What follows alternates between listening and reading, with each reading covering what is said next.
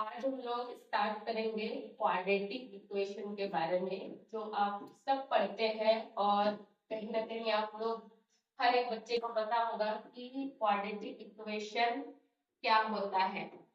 और ये चैप्टर है आपका एनसीईआरटी में क्लास 10th में आपको देखने को मिलेगा quadratic equation.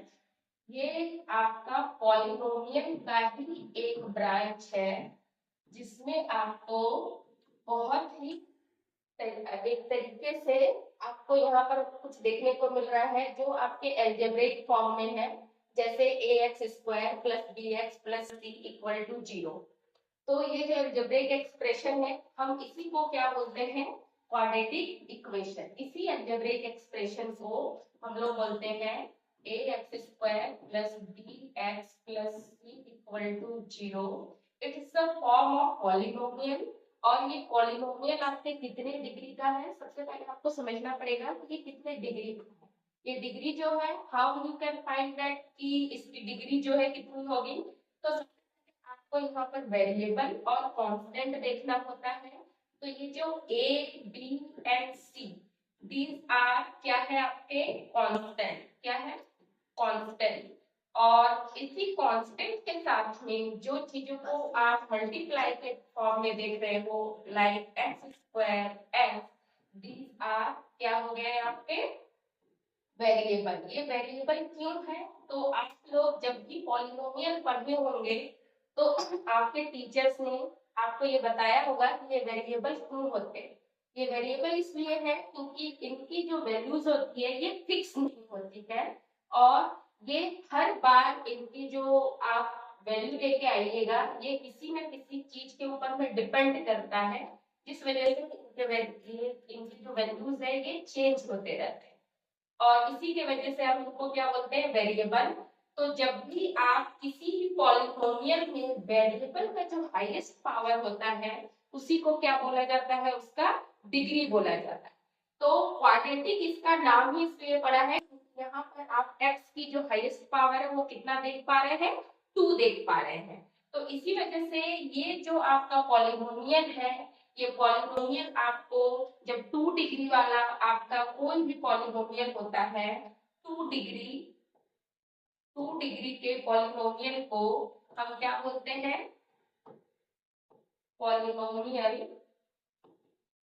Is called quadratic algebraic expression।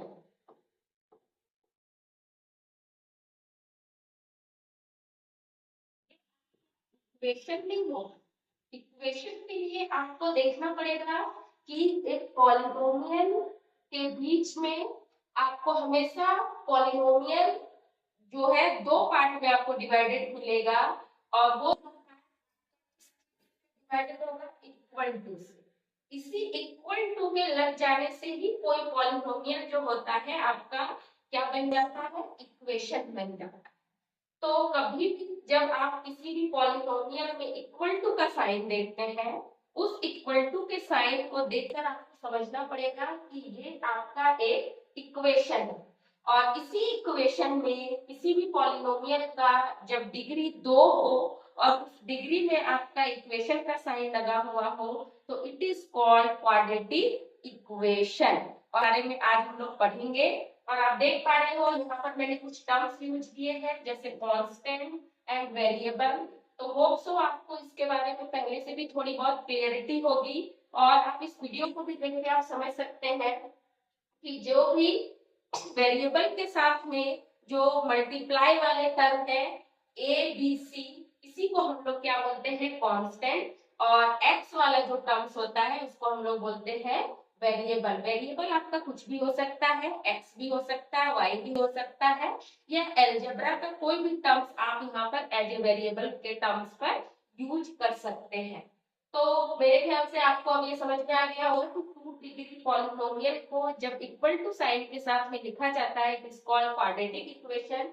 Quadratic equation में बच्चों को जो सबसे ज्यादा प्रॉब्लम होती है वो क्या होता है, जो बेसिकली मैंने फील किया है कि बच्चे अक्सर क्वाड्रेटिक इक्वेशन को कैसे सॉल्व किया जाता है, वो सॉल्व करने के तरीके को बच्चे नहीं समझ पाते हैं।